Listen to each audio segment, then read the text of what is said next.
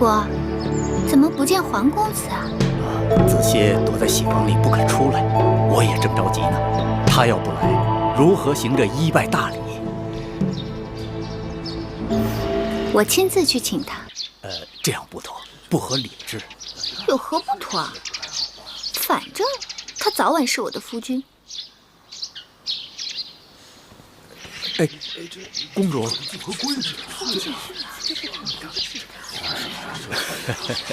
也好。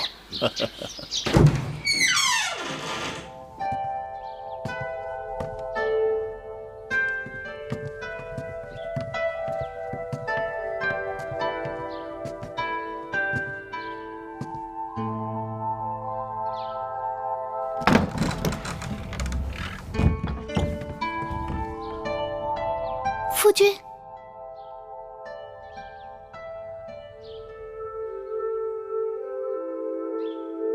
今日良辰美景，夫君为何背对着我？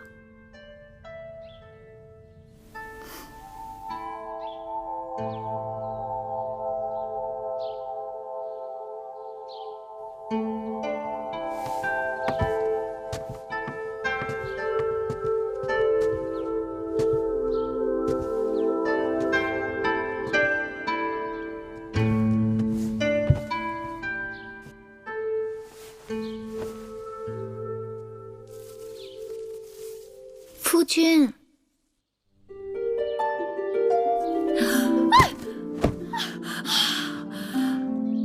姑母怎的好糊涂啊？竟然叫侄儿夫君！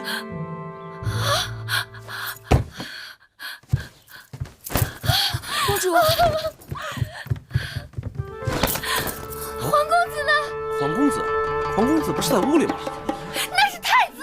太子，太子一早来给皇公子贺喜，然后就走了呀。蠢猪，那走掉的是皇公子。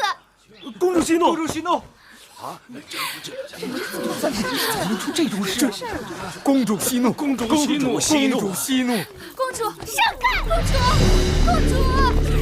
公主，怎么回事？拜！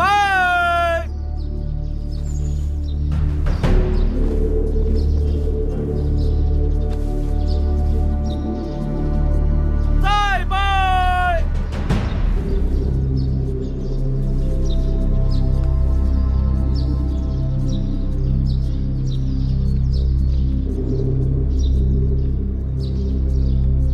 三拜！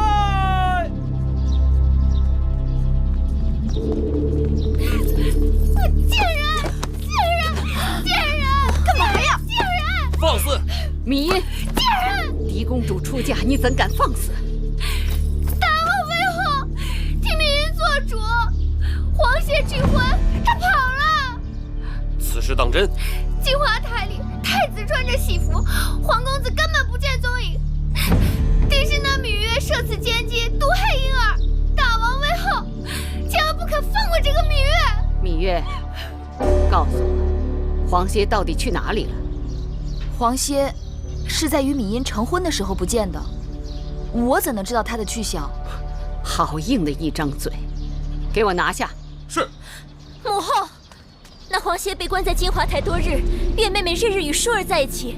黄歇走了，去追那黄歇便是，怎怪在月妹妹身上？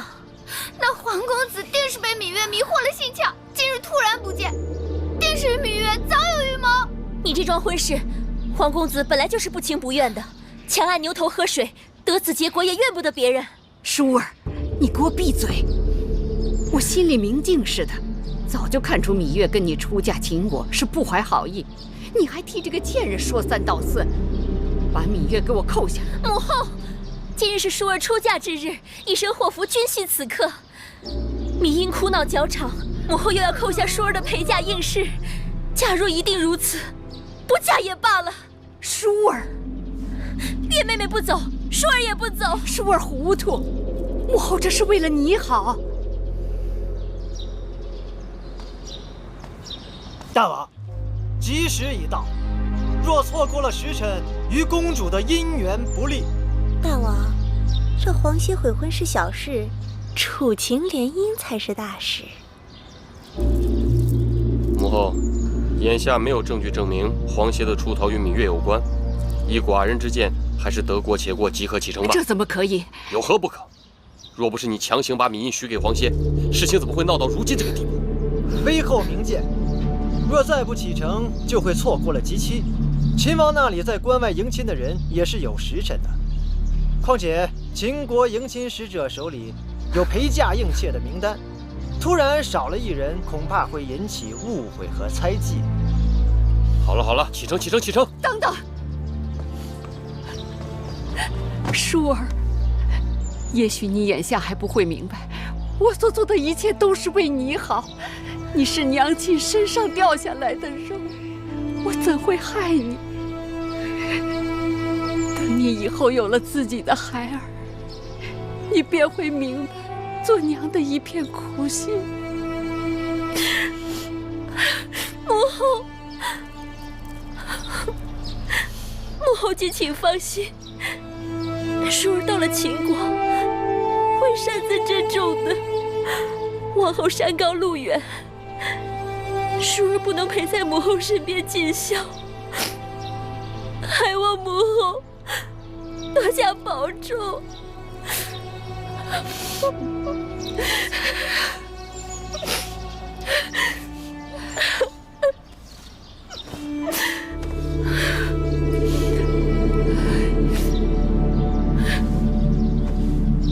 吉时到，启程。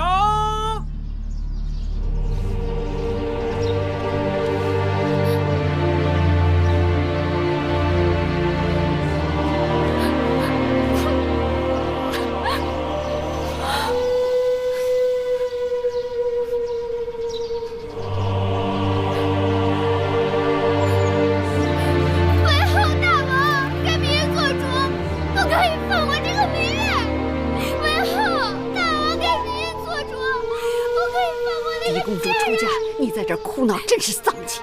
来人，把她给我拉下去！为何不可以放过那个贱人？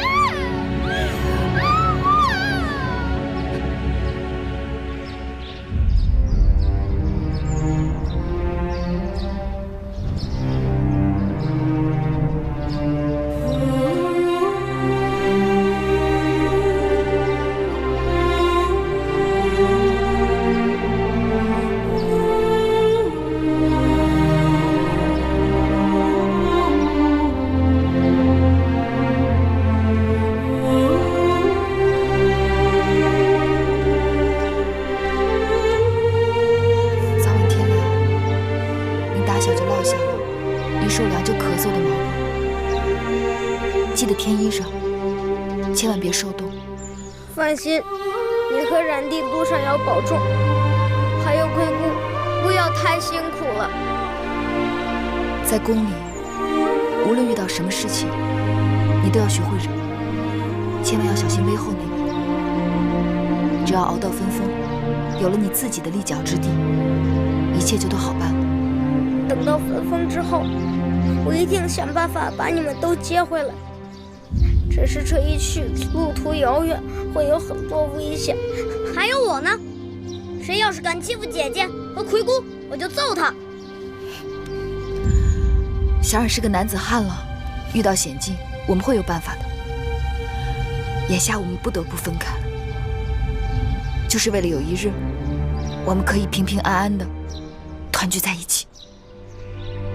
久等了，要不然到江边上船，天就要黑了。蓉蓉送姐姐出嫁，起来吧。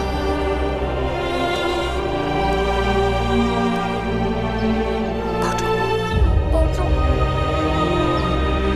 走吧。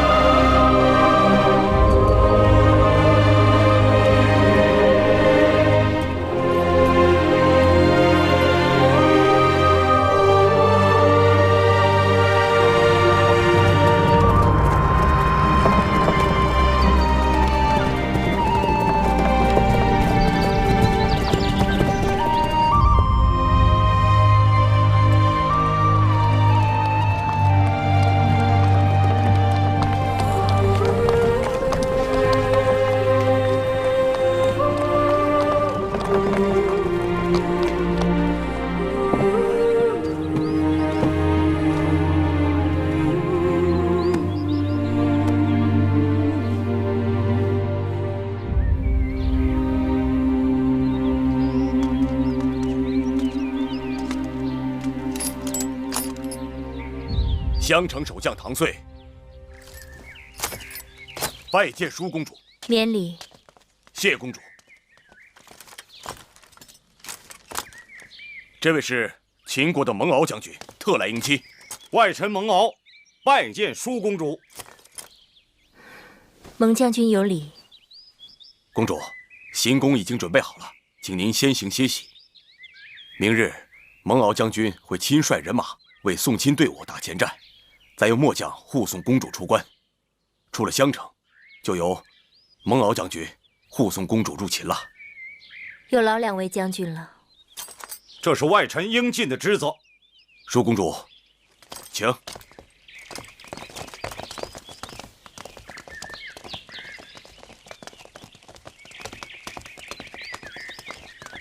岳公主，小心脚下。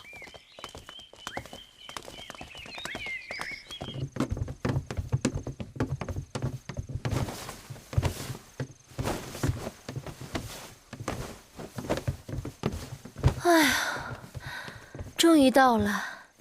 晌午才从船上下来，接着又坐车，这会儿觉得房子都在打晃呢。妹妹，你快坐吧。姐姐早生歇息吧，明日开始车马劳顿，只怕会更辛苦。妹妹，你也累坏了吧？那你也早点歇息吧。我就住在姐姐隔壁，有事喊我。嗯。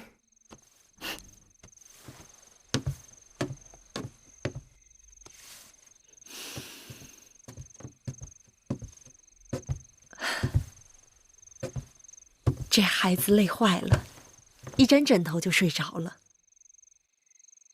路上你一直照应我们，此刻还要做针线，让我来吧。不用，你快把这碗绿豆汤喝了吧，我才熬的。是不是还有点烫？不是。明日就要离开楚国了，我这心里乱乱的。能顺顺当当的走到这儿，已经不容易了。虽说出了楚国，魏后的手就够不着了，但家也就此难回了。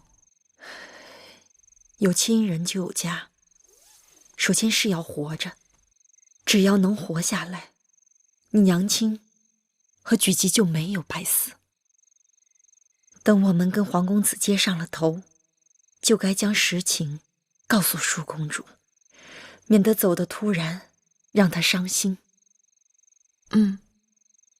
姑姑说的是。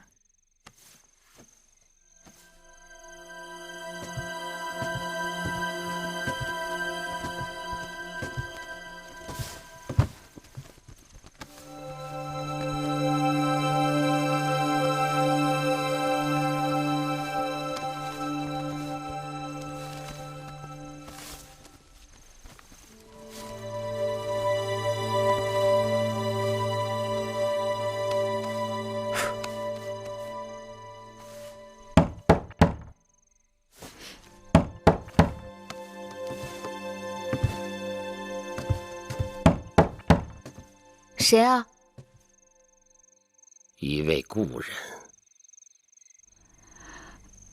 我听你的声音陌生。你将门打开，便知道了。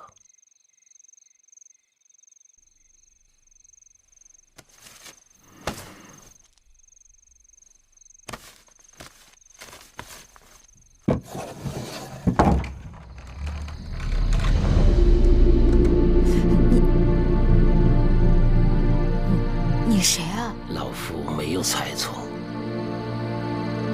应该就是你。可我不认识您。你是月公主，是那颗霸星。老伯，我没见过您。在下堂妹，襄城守将唐遂是在下的堂弟。16年前你还未出世，老夫就知道你了。你在说什么？当年老夫夜观天象，发现霸星出世，4府变，6甲乱，主天下大变。我将此事报告给大王，说霸星将要降生到楚宫。大王当时高兴得很呢，没想到生下来的却是你这个女娃娃。于是，老夫被剜去了双眼，流放到了边关。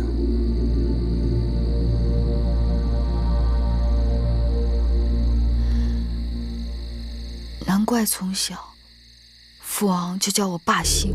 你也知道自己是霸星？什么霸星？我芈月就是普通女子，与那帝王之说毫无干系。天命不可违，无男女之分，非人力所能更改。若是逆天而行，必受其祸。必受其祸？你是说这么多年，我们受苦受的还不够？你可知道，我和我周围的人就因为这霸星之说而受牵连。老夫只是一介星象之士，根据星辰变化记录言说。就因为你的胡言乱语，害得我娘命运多舛，害得我跟我弟弟从小被人欺负。我们与你无冤无仇，你为何要多事？为何要与我们过不去？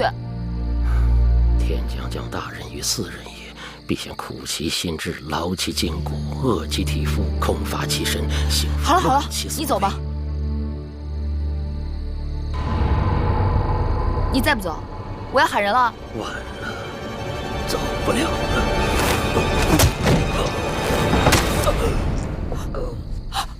老伯，老伯。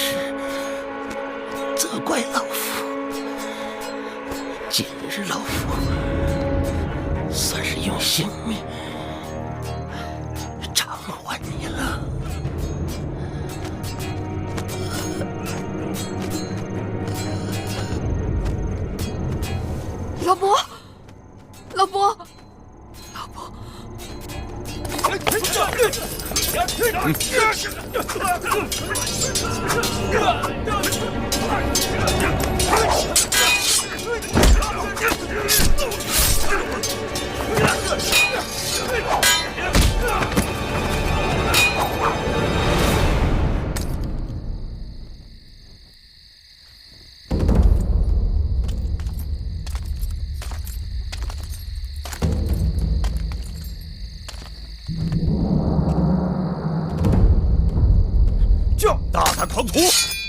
慢！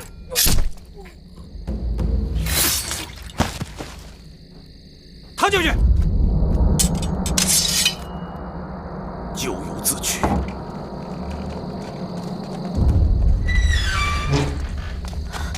月儿，姐姐，怎么了？唐将军，出什么事了？林公主，两个大逆不道的小贼惊扰贵人们歇息。现末将已将其诛灭，望舒公主恕罪。堂妹老伯，可是唐将军的堂兄？不错。老伯仁义，替芈月挡了致命一剑，已经不行了。敢问公主，他人在何处？在我屋里。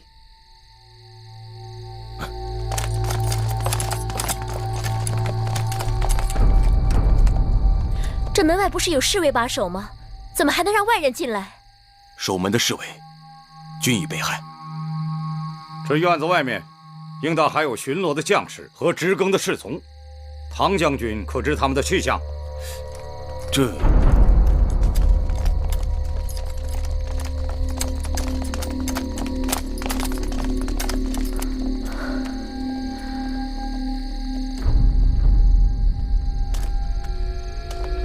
末将失职，明日一定仔细查处，严惩不贷。好了，你们都下去吧。夜已深了，明日还要赶路呢。是。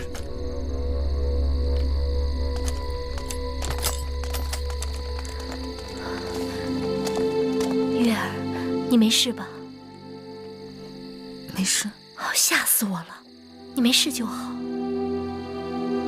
只是这刺客来的蹊跷，死的也蹊跷。我一定让人禀报大王，狠狠地处罚这些襄城守将。其实也怪不得他们，这襄城是秦楚交界之地，历来盗匪横行。今日之事，大约也是哪个毛贼被糊涂油蒙了心，闯错了地方。玳瑁姑姑好灵清啊，连这小小边城的事情都了然于胸。奴婢也是道听途说罢了。既然大家都没事，那就早点歇息吧。早点歇息吧。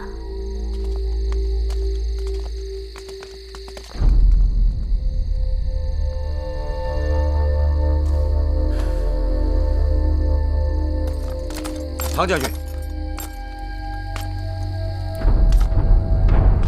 你还是警醒点好。这下半夜要是再出什么差池，你我的脑袋可就保不住了。这是当然。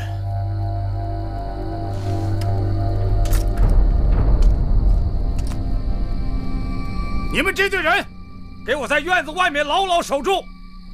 要是再出半点差池，本将军绝不轻饶。是。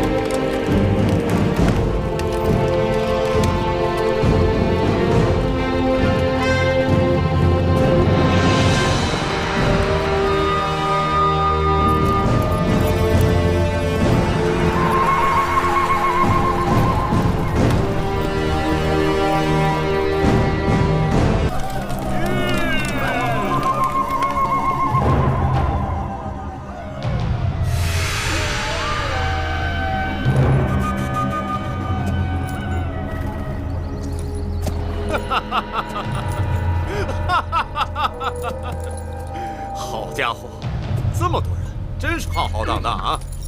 看来给咱们带来了不少好东西啊！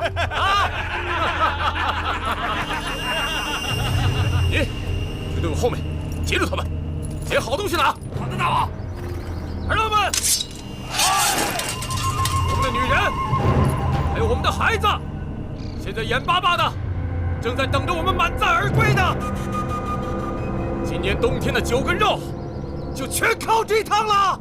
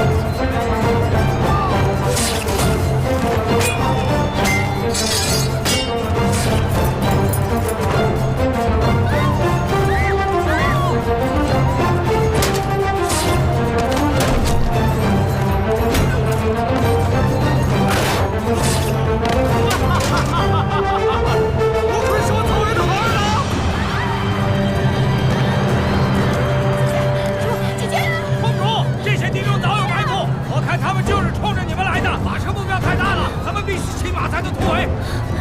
这可如何跑得掉？我也不会骑马。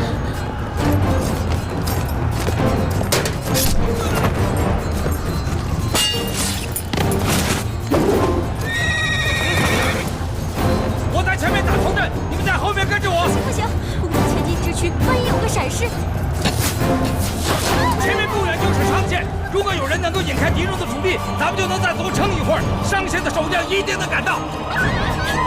姐姐，把披风给我。对，月公主说的对，这披风是万万穿不得了。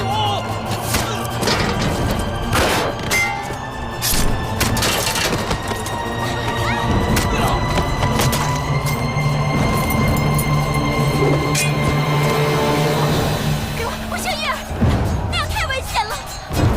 眼下我们都被困在这儿，可他们并不认识你，不能是别的，大约就是这件披风了。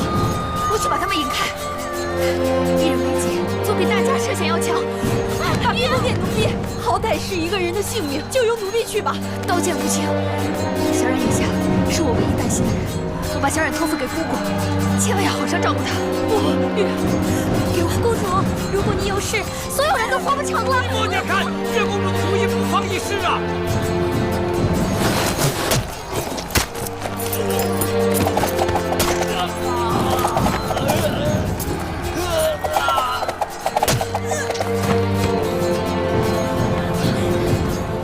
你救了大家的命，请受奴婢一拜。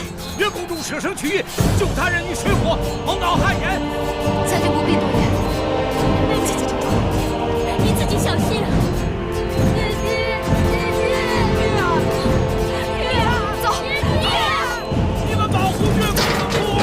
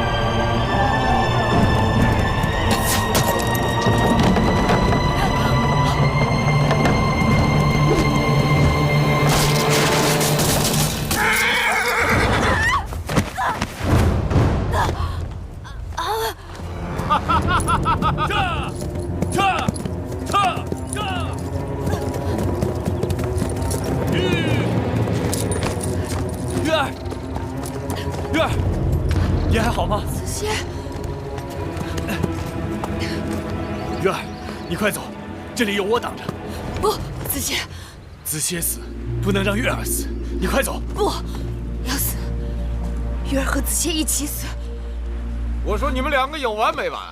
啊！古文在，你去逗逗这个长得跟娘们似的男人，我来对付这个泼辣的蜀国公主。子期，我来。我来。你是何人呢？在下丑人黄歇。阁下是谁？你管我是谁呢？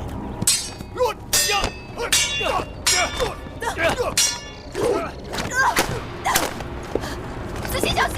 子期小心！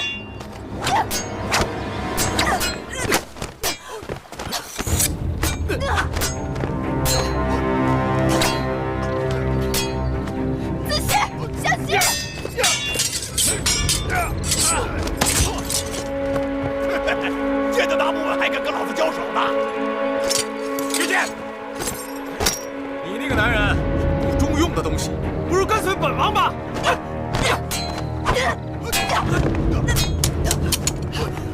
子期，放开我！看看，小白脸是怎么死的？哪是我们的对手？别吵了！子期。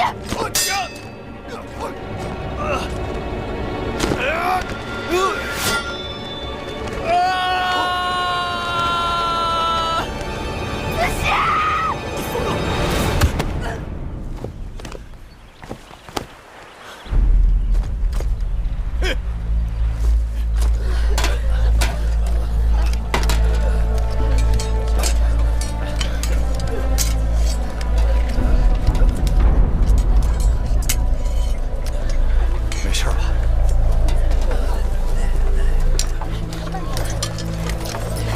怎么样？不行了。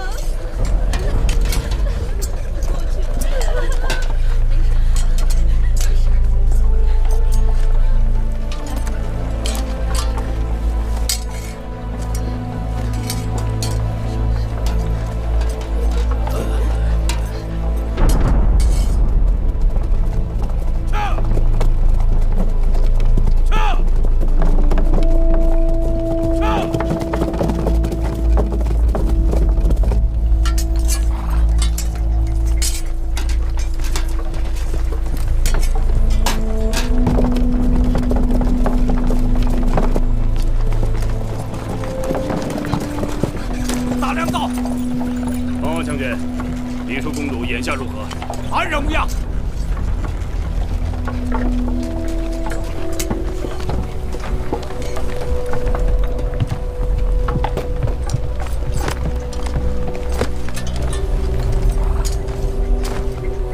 秦国大良造公孙衍拜见秘书公主。公主，公孙衍救驾来迟。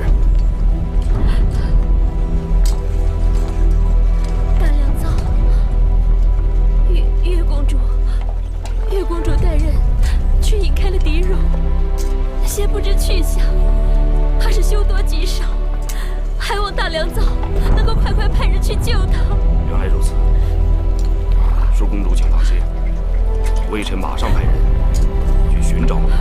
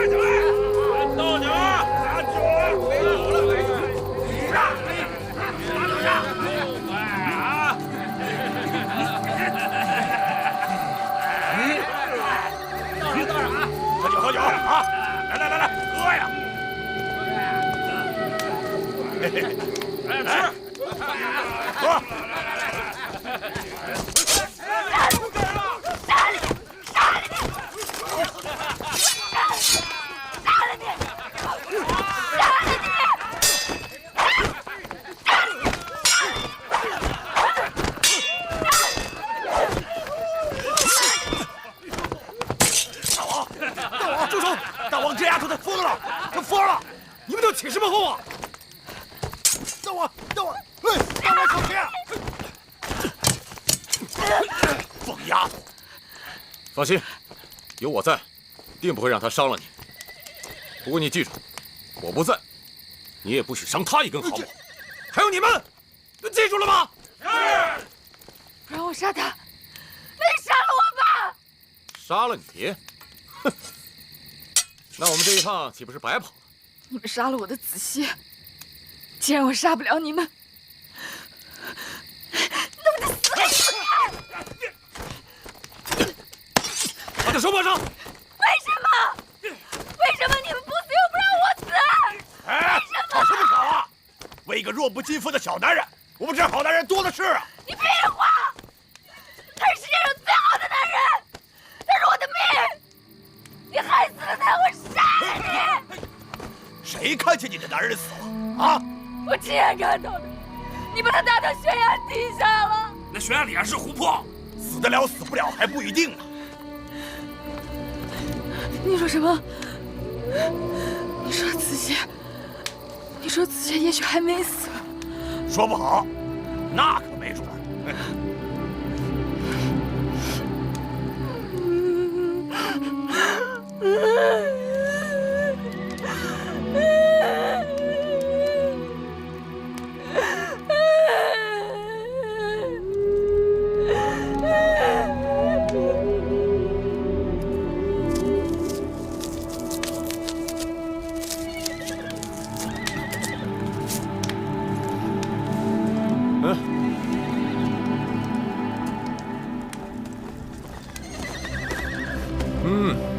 真香啊！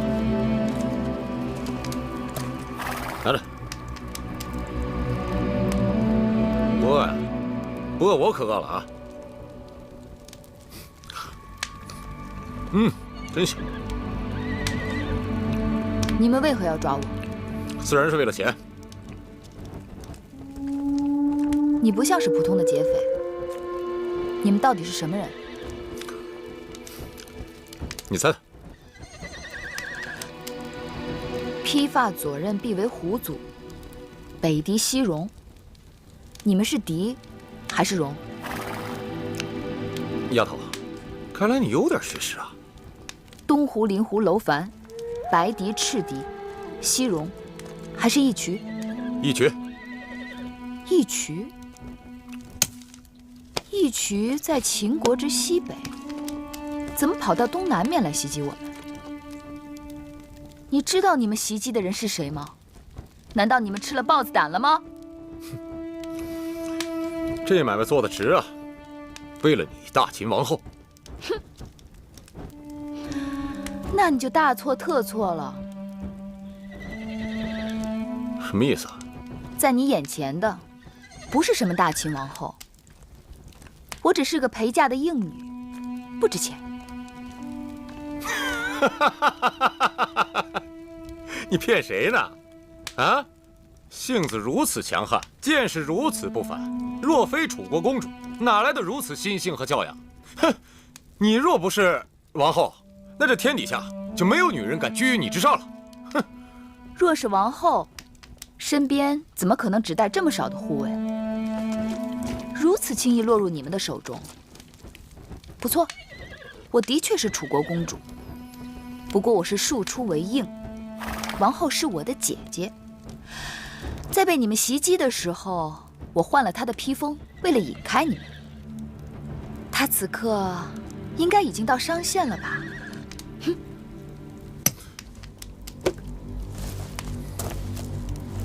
你果真不是狄公主？当然不是。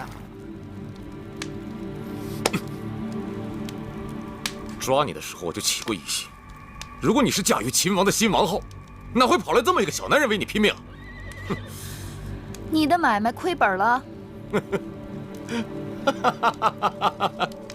这王后的妹妹，多少也值几个钱吧，就是赚多赚少的事儿。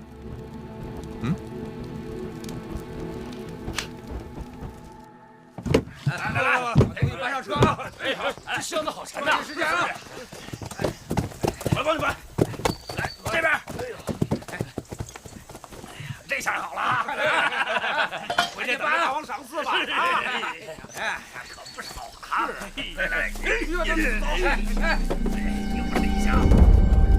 赶紧把那个箱子搬过来！这里还有，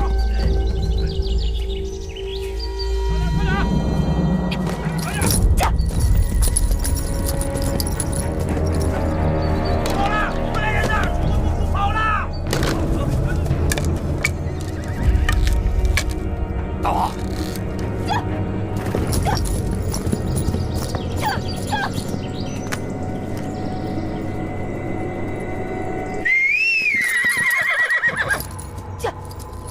走啊！往前走！哎，别回去！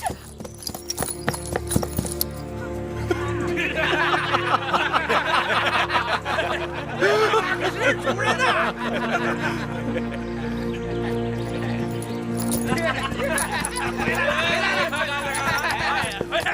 他也算是个骑手啊！一骑就马总是随便跟人走的，就是啊。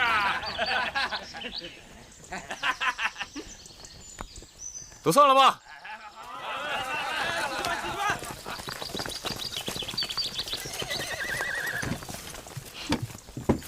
这马呀，是我们一群人的好朋友，他绝不会轻易离我们而去的。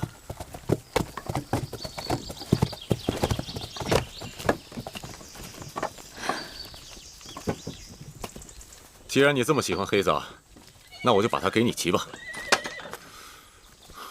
但是记住啊，你不能用鞭子抽它，更不能猛勒缰绳。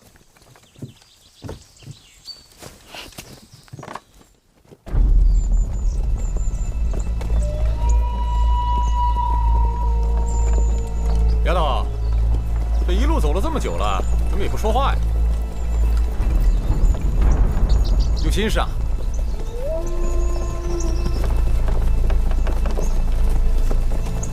哦，我知道了，害怕了，不敢说话了。大王，大王，大王，前面就是大三关隘口了，不知道秦人会不会因为迎亲队伍被劫，不让我们过关呢？别担心，他们的耳目应该没那么灵光。再说了，我们带了那么多好东西，不用跟他们硬拼，我自有办法。这就是过关的符节，拿给他们看。好，去吧。哈。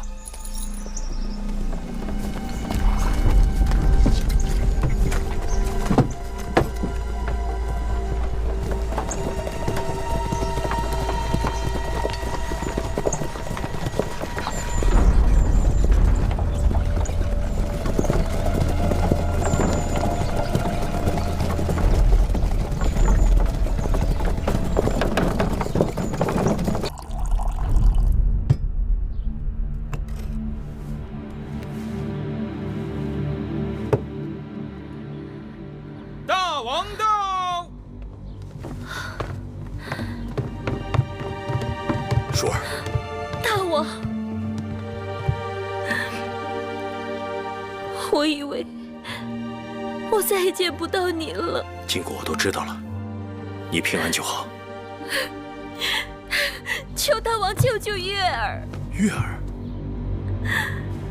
大王，月儿就是那个会使软鞭的小丫头。听说这次全靠她穿着舒公主的披风引开了一群人，才保住了公主的周全。寡人记得她。来，既然如此，义渠那边要想想办法。大王不妨找大良造公孙衍商议一下，让他推荐个合适的人选。公孙衍一直主张与魏国亲近，反对与楚国联姻，恐怕对此事不会热心。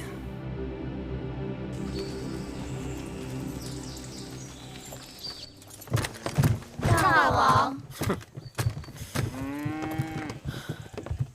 这就是我的义渠王宫，怎么样？还合你的意吧？哎，丫头，既然你不是王后，那不如留在我们义渠，嫁给我们大王。大王可是义渠之王啊，对呀，不比那大秦之王强啊，是吧？是。你个疯丫头！这丫头的脾气像我们义渠的女人。你们听好了，我是楚国公主，是秦王后的亲妹妹。你们言语间再有轻薄之意，就不要怪我不客气。真是好笑啊！你现在明明在我手里，却要对我说不客气。哼！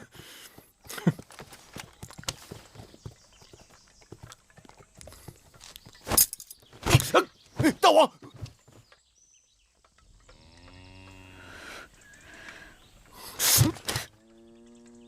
再敢无礼，我就杀了我自己！哎，别，我不动啊！滚出去！你这是何苦呢？我不就是把你抓回来了吗？我又没对你怎么样，你干嘛要杀我？又要死给我看？你们把我的子谢打下了悬崖，我即使杀了你们，也不能解我的心头之恨。我有机会便要杀了你们，我若是杀不了你们，我就随他一起去。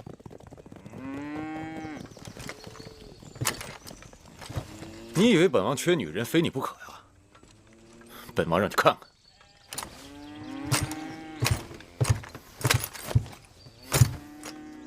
来，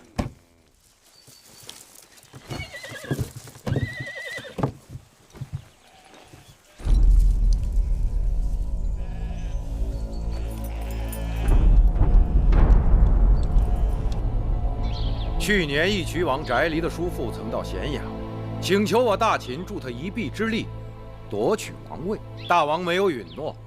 照理说，那义渠王是得了大王偌大的好处的，理应知恩图报，怎会突然起意劫持新王后的迎亲队伍？此事的确有些蹊跷。父王，那些狄戎之辈如此蛮横无理，儿臣愿带兵前往征剿。眼下不是和义渠交战的时候，义渠人草原游牧，大军围剿不易，而且他们刚刚伏击了寡人的迎亲队伍，必定十分惊醒。大王说的是，此事不宜动兵，该派个妥当之人前去义渠赎回月公主。大秦颇费周折，才与楚国联姻，迎来了新王后，而那义渠王劫去的女子，不过是一个陪嫁的应妾而已。我以为不必如此小题大做。义渠人一向胆大妄为，若不派人前去交涉，恐怕义渠人会以为我们大秦好欺。客卿张仪一向寡人自荐，愿赴义渠赎回月公主。那个张仪却也能言善辩，寡人应该再给他一次机会。就由张仪带人前往义渠，如何？只是张仪初来乍到，人地两生，若是……那就加个熟悉当地情形的人跟他去吧。据寡人所知，雍瑞曾经见过那义渠人，就派他去，再合适不过了。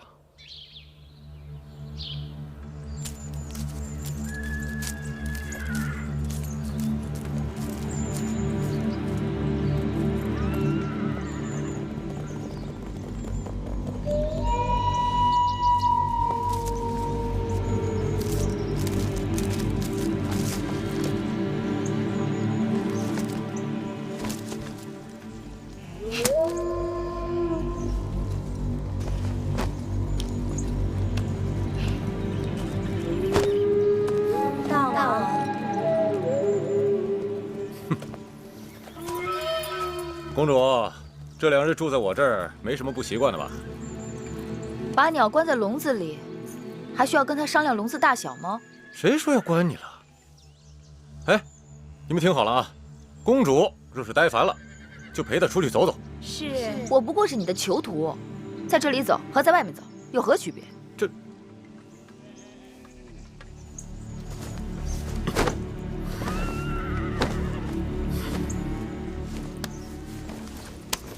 你看，我的手下把你当成贵客，以礼相待，这你就算真是个狄公主嫁到秦国做王后，也不过如此。可笑！义渠自己还向秦国称臣，想称王，谁会承认？谁能臣服？知道的还不少啊。没错，1年之前我父王去世，部族内乱，秦国趁机来袭，我们不得已才称臣。可那只是权宜之计。等我们一群人缓过这口气来，我们就有足够的马匹和牧人。你看到了啊？我的兵卒比秦人的更强悍，我的骑兵比秦人的兵车更灵活。总有一日，我会让秦人向我称臣。但是你们没有关隘城池，没有耕地粮食。我们一群人是草原之子，天苍苍，野茫茫，何必有什么关隘城池呢？唉，说你愚笨都是抬举。管子设计关隘城池，就是专门用来对付你们这些夷狄的办法。对付我们？笑话！别以为仗着兵强马壮就可以耀武扬威。你们若没有关隘城池，就不能储备粮食交易物品。一遇灾年，草场荒芜，牛马无草可食，就会饿死。再强的部族也会一夕没落。这些你是怎么知道的？知道什么？哦，一定是这样。因为你们的草场受灾，所以尽管你们已经对秦投降称臣，却还是要不顾风险来劫持王后车队，以此来要挟秦国，来换取你们部族活命的粮食。没错，我们一群人本来是草原之王，潇洒放纵于天地之间，无奈天灾，不得已受人之托，拿一些回报。但是我们只听我们自己的，谁都做不了一群人的主。哼！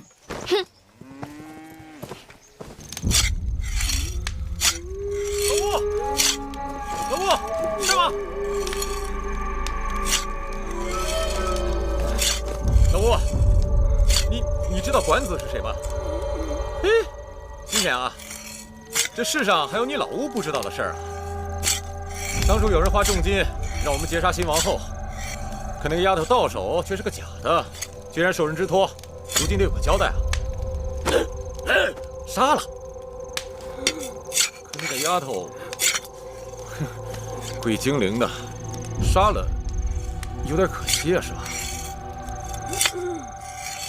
哎，你看着我喜欢她了，可她一个笑脸都不肯给我，还一心要杀我。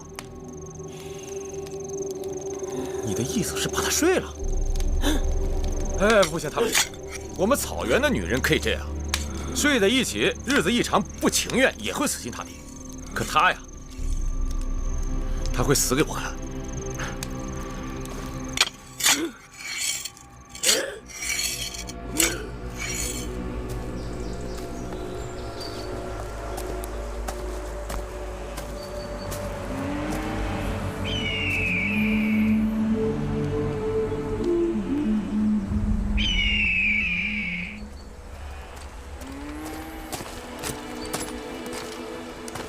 大王，秦王派来使者来跟我们谈赎人的事儿。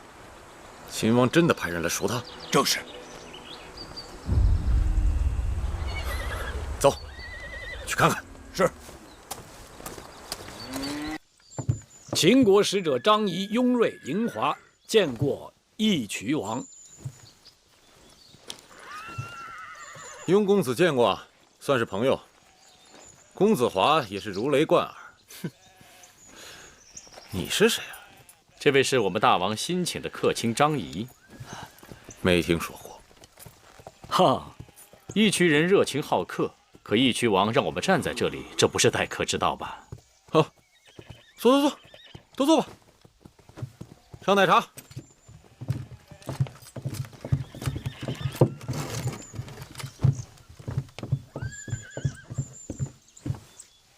你们今日来我义渠，有何事？义渠如今大祸临头，我是特地来解义渠之危的。好大的口气啊！说说，我义渠如何大祸临头了？1年多以前，义渠内乱，您凭借着老乌的帮助夺得了王位，但似乎您的叔叔到今日还逃窜在外。去年夏天，他带着财物去咸阳求见秦王，让秦王助他夺回王位。可惜秦王没答应。那又怎样？据说去冬今春草原大旱，牛羊饿死了不少啊。恐怕接下来，义渠部族的百姓都得遭罪啊。眼下离盛夏还有些时日，这义渠王打算如何渡过难关呢？这是我们义渠人自己的事，与你们无关。不过按理讲，义渠也算是我大秦之臣。若真有求助于大秦，我大秦绝不会置义渠于不顾。哈哈哈，可惜呀，义渠王为了蝇头小利，竟然攻击大秦王后的车驾，实在是令秦王大为震怒。设想，倘若此时外有秦军讨伐，内有百姓灾荒，岂不是您的王叔重夺王位的最佳时机？再说，义渠王您毕竟年轻。在义渠部族里，您叔叔的威望似乎更为显赫些啊！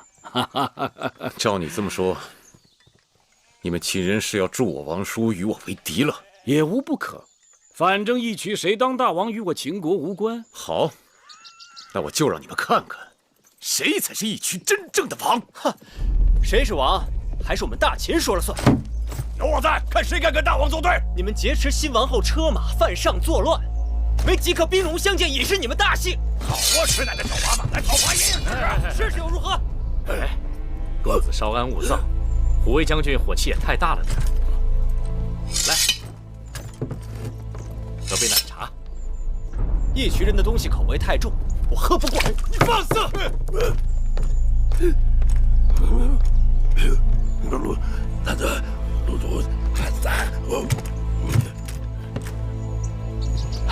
我倒想尝尝。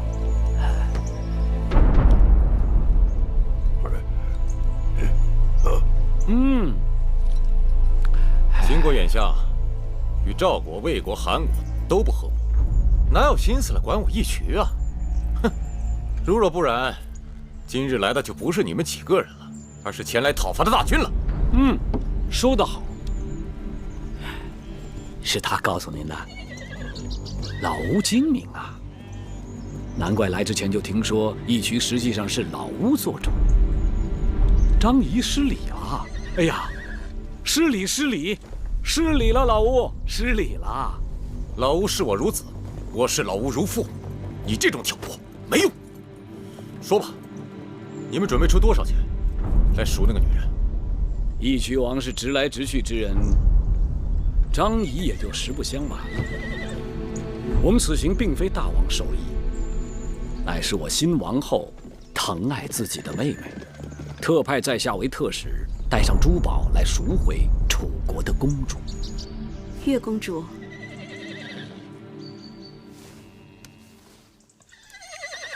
打死你个偷羊小贼！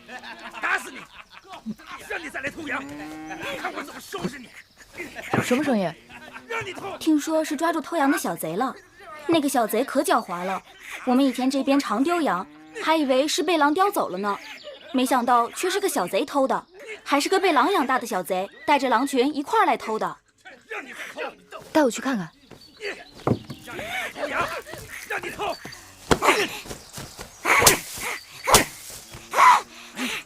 我打死你个偷羊贼！让你偷羊！不让你偷！不让你偷！看我不打死你！这野孩子怎么回事啊？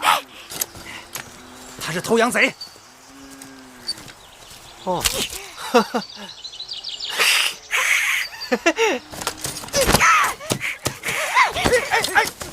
哎！你小狼崽子，你撒开！哎！啊！你给我撒开！小狼崽子，我看你真是不想活了！住手！你们也太毒了！这么小的孩子，你们居然下狠手！怪这草原上贼人太多，你看看他，这么点大的孩子，比狼崽子还凶。贵人说的是，这小狼崽子一直在偷我们这边的羊。今年草荒，我们本来生的牛羊就不多了，他不仅偷，还带着狼群来咬杀我们的人。他才这么小，倘若做贼，那也是被逼的。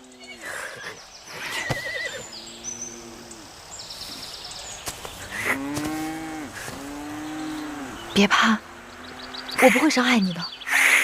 他不懂人语。不怕，你别怕。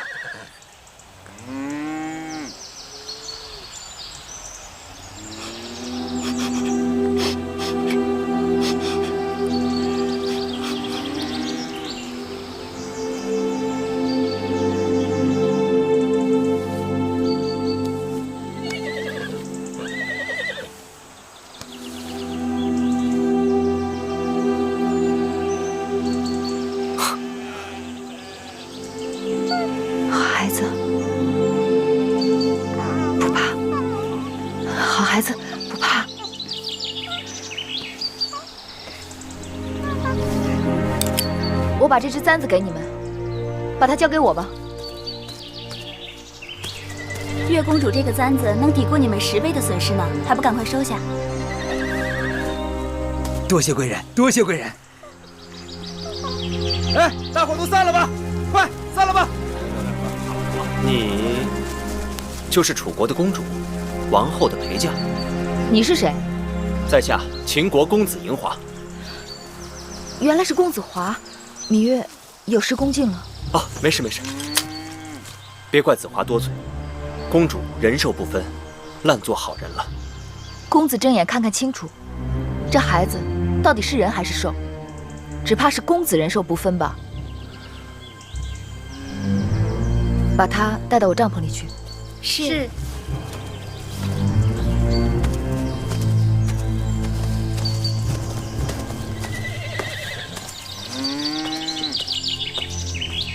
为了向秦国表示我们的诚意，我们劫的东西可以还给你们，但是我儿郎们总不能白跑，辛苦钱总是要给的。别误会啊，我不要珠宝，我只要粮食。本来我打算把那些珠宝和丝绸锦缎送到赵国邯郸去，换些粮食。粮食可不一般呢，要粮食需大王恩准，那得看义渠王拿出什么像样的东西来，能让我们大王恩准给你粮食。如果秦人真心与我交好，我可以答应你们，10年之内，我义渠绝不再与秦国为敌。就这一句？你还想怎样？我义渠人说话算话，绝不反悔。善。王后的妹妹呢？那个别想啊，那个女人，我要自己留着当王妃。这就是义渠王的不对了，我们专程为她而来，你这样做太不够朋友。哎，算了算了。哎呀，我张仪初担大任，没想到连王后交代我这点差事都没办成，真是惭愧呀。算了，既然你们执意要将楚国的公主留下，那我们方才的交易就一拍两散。啊，我这就回去，您就只当我没来过。至于今年义渠部族的百姓过不了春天，又或是令王叔求到我们秦王帮他夺回王位，这一切跟我张仪都无关。哎，庸公子，咱们喝了这杯奶茶就告辞了吧？啊，不行，那个女人是我的，我要留下来。老吴这个事儿你别管。庸公子，咱们不急，我看他们已经动心了。老吴，哎呀，庸公子，我看我们就啊，3000车，换那个女人。500车已经是极限，没有1000车，本王不换。漫天要价，就地还钱。如果大王不想换，根本连这个价都不会出。800车不能再少了，600车不能再多。岂有此理！600车都不够我们熬到初夏的。怎么熬不到呢？600车粮食再宰杀些牛羊，不就熬到了吗？宰杀牛羊，那明年我们吃什么？义渠王与其把精力放在明年的牛羊身上，莫不如把精力放在眼下义渠部族男女老幼已经饿空了的肚子上。杀了你！杀了我，今年义渠得死1半人，至少。你以为我们义渠人只能跟你们亲人做交易吗？我什么都没以为，我只是想提醒义渠王，这是眼下成本最低、最划算的生意。如果你眼下跟赵人合作，卖掉你那些抢来的东西，且不说路途遥远，光粮食在路上就要耗掉一半，更何况秦楚联姻，天下皆知，你抢来的那些东西在书简上都有清单。我看谁敢冒着得罪秦楚两国的危险，收购你那些赃物，那可都是秦王后的嫁妆啊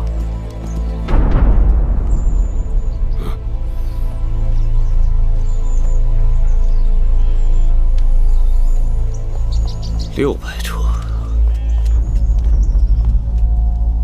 成，600车就600车。永公子，大王英明啊！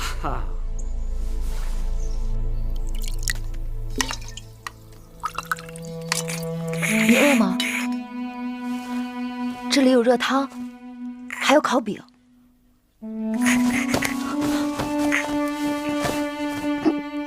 慢点吃，别噎着了。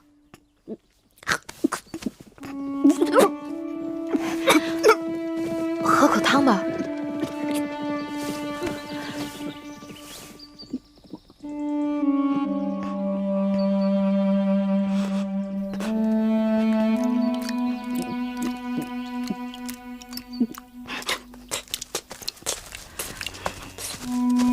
月公主，你们秦国的人来了，要带你回去。啊，我知道了。别怕，他不会伤害你的。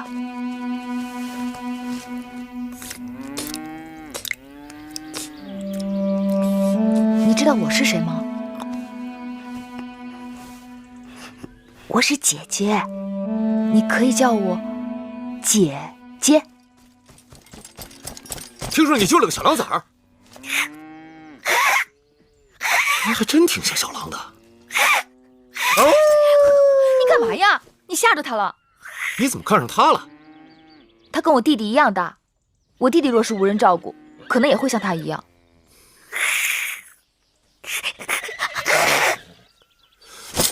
你干嘛？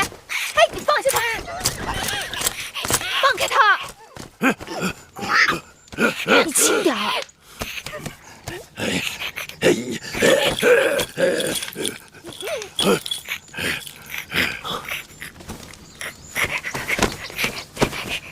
他说什么呀？他说啊，他很聪明，通晓人的习性，应该是跟人一起长大的，只是这2年才混入狼群当中，跟狼一起生活。只要把他送回人群当中继续教养，他应该可以跟其他孩子一样。少司命保佑，可怜这孩子。既然你这么喜欢他，给他起个名字吧。你说你怎么这么小就有白头发，简直像小狼一样。我叫你小狼好不好？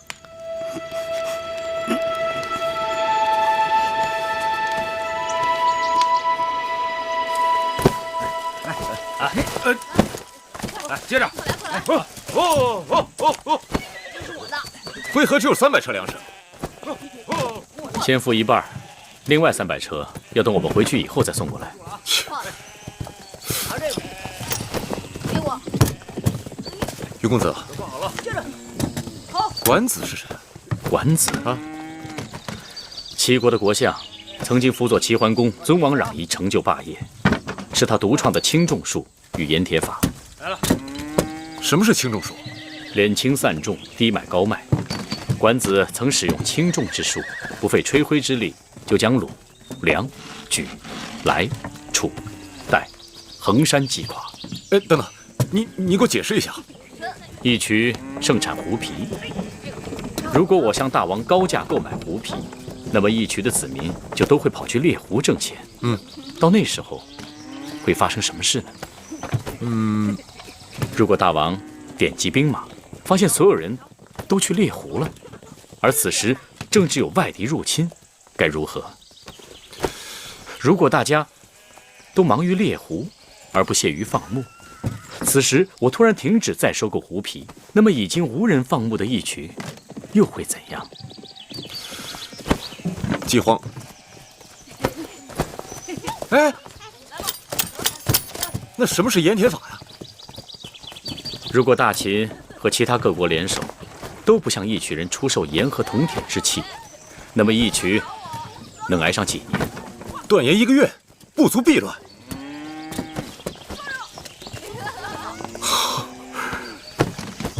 多谢雍公子提醒，我定不负与大秦的盟约。能否请问大王，为何突然对管子有了兴趣？这你就别管了。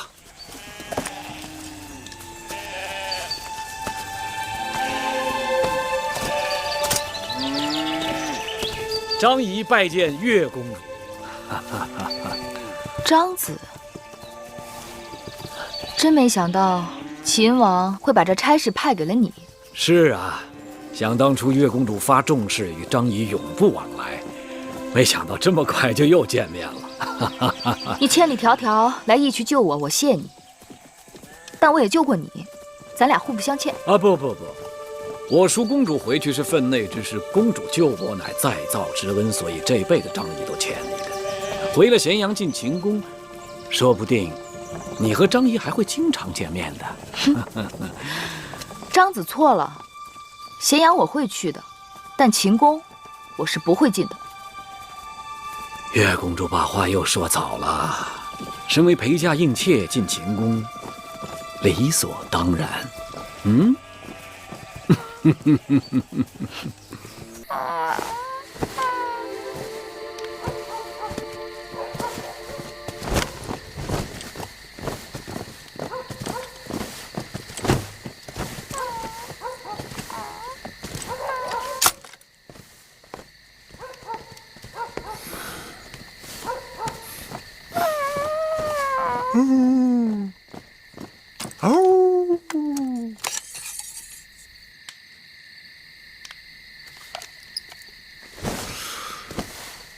还想杀我？杀人是要靠机缘的。如果你还想杀我，就得祈祷长生天，让你我还能有机会再见面。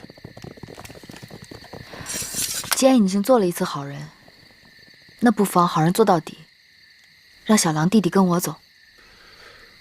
这孩子是我们义渠的人，哼，他的事我做主。你想用小狼来要挟我？趁我还没改变主意，明日你们赶紧走人。虽然我们义渠人不会轻易为一个小女子让步，但是买卖做完了，有后悔的事情是有的。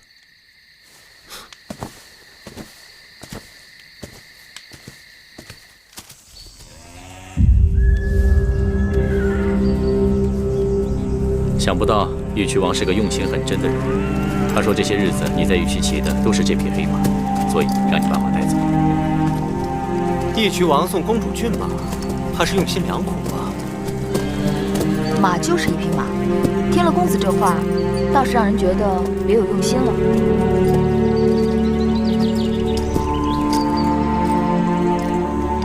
时候不早了，月公主，请上车。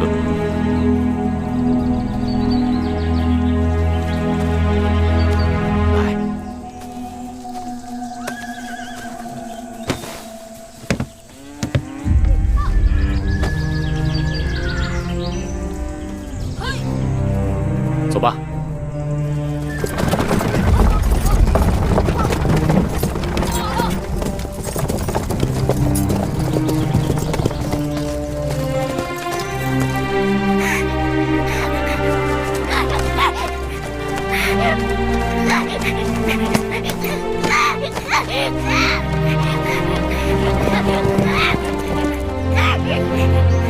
别叫好，他走了。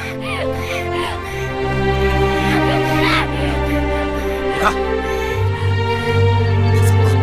她是个铁石心肠的女人，她头也不回的就把你抛下了。